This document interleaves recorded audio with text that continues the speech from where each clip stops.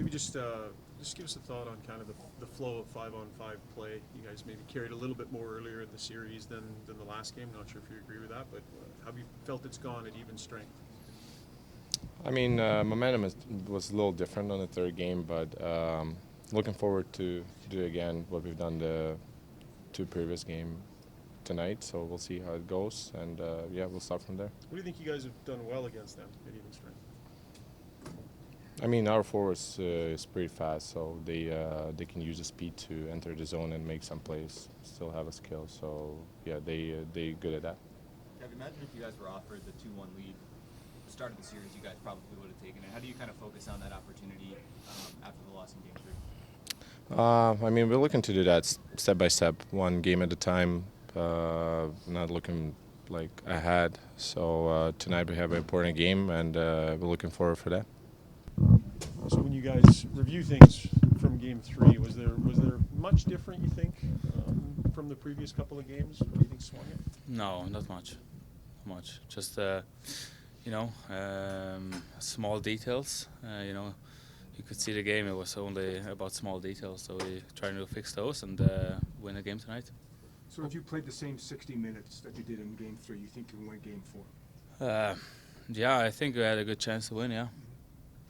Imagine if you guys were offered the 2-1 lead coming in, you would have taken it kind of coming into this game. How do you focus on that opportunity tonight after it not going your way in Game 3? Yeah, just another great chance for us here to beat them, and start is obviously important.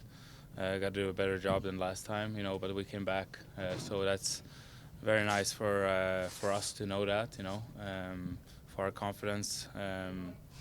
But in the same time, we're going to try to take the lead today. Do you feel like you guys have played your best across the first 3 games, or do you think there's more in terms of reaching your best? Yeah, you can always get better, with adjusting things. But I'm very happy with the team has played so far. But like I said, you can always get better, So and we're gonna try to do that tonight. Do you think you were do you think you were not aggressive enough in the third period? We'll see. I mean, I don't want to say too much here right now. Obviously, they came at us at the third, So that's obviously for any team leading. You don't want to sit back. You want to still, step on the gas and go attack and get the next goal, But it's not always that easy as it seems. Kevin, this Oilers team seemingly is getting healthier and better. Do you sense that, or is that kind of a concern to you guys to maybe get them now before they get up to full speed? No, that's not our concern at all. We haven't, to be honest, we just focus on ourselves, play our game, play us, and I think if we do that, we have the best chance to win, no matter who we play or what they have, When your power play is playing the way it is it a different feeling when you step on the ice for a man advantage? Like, do you feel it?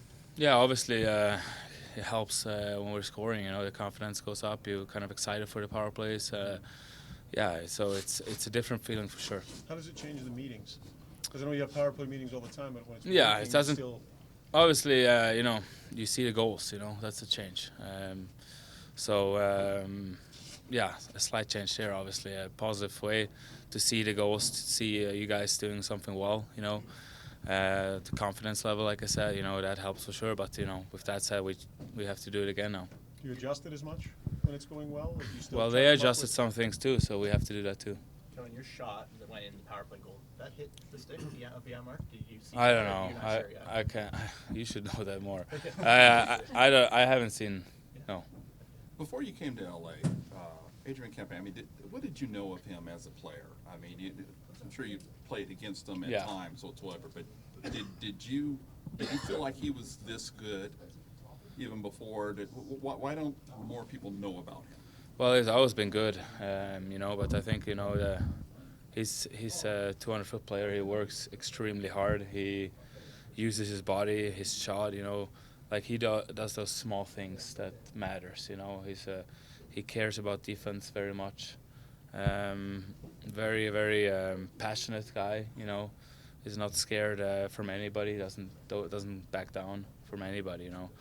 And yeah, it's been great to see him the last 3 years here, and even in those 3 years, I feel like he's grown a lot, and now especially, I don't have to say anything right now. You see it all, So it's been great. I'm very happy for him. You think he's elevated his stature even league-wide? You think of top players around the league. Do you think he's kind of elevated his stature? Yeah, of course. Yeah, I do. Like I said, I mean, he's been better and better. We're just very happy for him, and we know he's going to continue for us like that. And we're excited.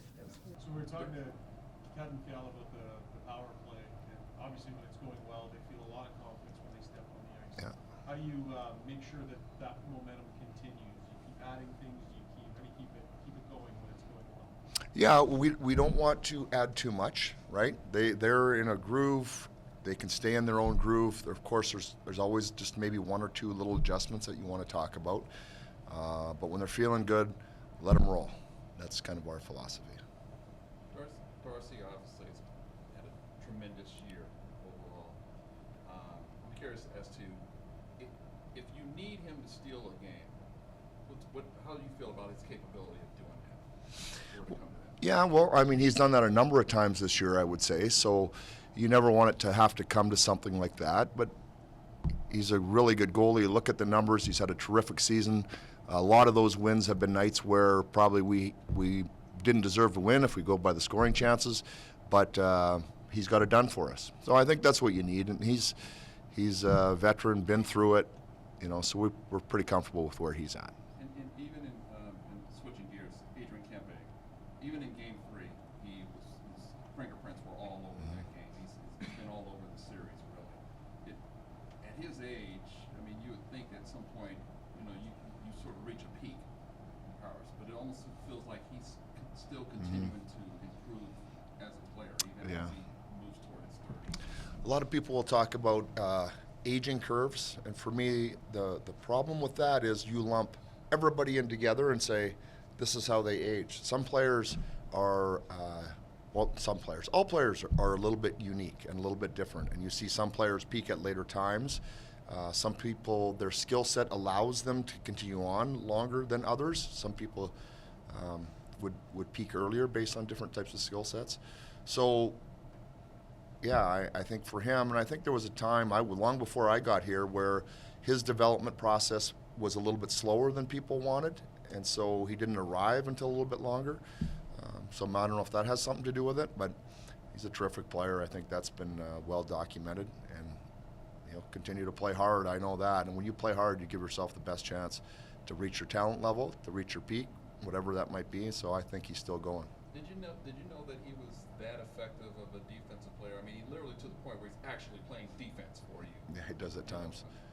Yeah. Yeah, I mean, when did I, watching when I was coaching other teams or when I first arrived? I never know. Certainly, I noticed him as an offensive player when we would do pre-scouts with other teams.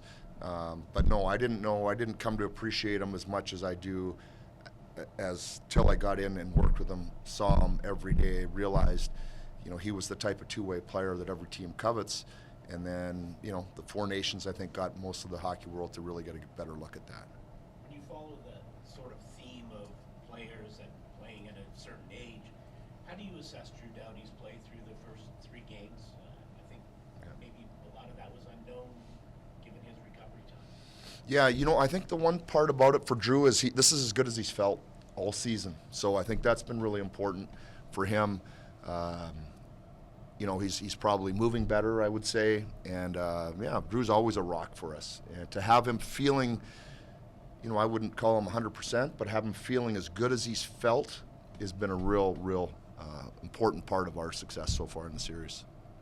When they change from Skinner to Pickard, how does that change your approach offensively? No, I mean, it doesn't really. You just want to get an opportunity to get looks at the goaltender. That's really our focus, and when we're talking about how we're going to create offense, is let's try to look. These are some areas we think we can take advantage of and get looks at the goaltender. It's never goaltender specific. That's hard enough, is to try to get a look. Never mind trying to get a specific goaltender. Jim, would you say that Kempe is one of the few players in the league who scores from distance without somebody standing? Oh, I wouldn't say one of the few. There's quite a few guys, but to be able to do that nowadays in the league, you have to have an elite shot. So there's a number of players with an elite shot, but he's in that bucket with them for sure. Your shot has to be so good to beat a goalie clean nowadays.